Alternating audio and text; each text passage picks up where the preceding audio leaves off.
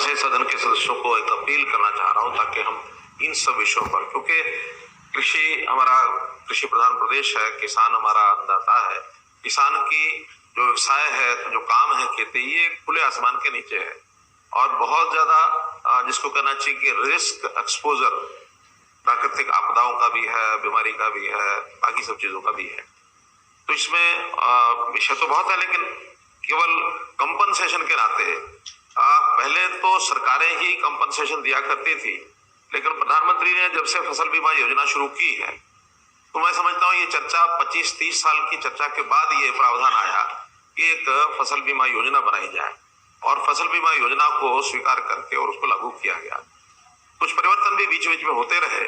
लेकिन मेरा निवेदन ये है कि हम किसानों को भी इस बात के लिए प्रेरित करें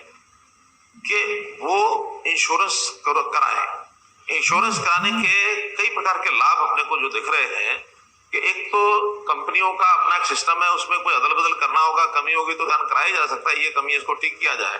दूसरा, कंपटीशन में कंपनियां भी कई आती हैं, उनका अपना अपना रेट रहता है, उस कंपनियों में रेट में भी आते हैं, उस रेट का ज्यादातर हिस्सा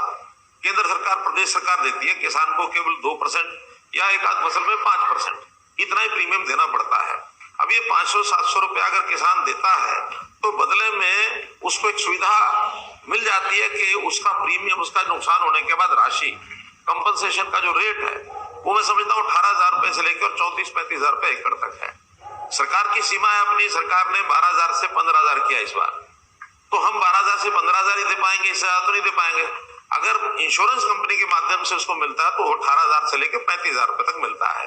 राशि बढ़ती है और उसको कंट्रीब्यूट मात्र 2% या जो भी कुछ राशि उसके करना पड़ता है, बाकी केंद्र सरकार और प्रदेश सरकार करती है। इसलिए एक तो यानी प्रधानमंत्री फसल बीमा योजना की ओर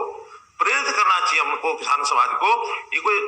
बाधा वो नहीं है, कंपल्शन नहीं है कि उसको कराना ही है, क्योंकि पहले लोनी किसान के लिए बैंक करते थे और बैंक को क्योंकि अपने पैसे की चिंता होती थी भी नुकसान हो जाएगा तो मेरा पैसा कहां से आएगा, वो ना डूबे, इसलिए लोनी किसान से लिया जाता था। हमारे या किसानों के विरोध के कारण से उसको छूट दे दी गई भी कराए या ना कराए, लेकिन मेरा कहना है कि इसमें प्रेरित करना चाहिए किसानों को कि प्रधानमंत्री फसल बीमा योजना के अंतर्गत वो बीमा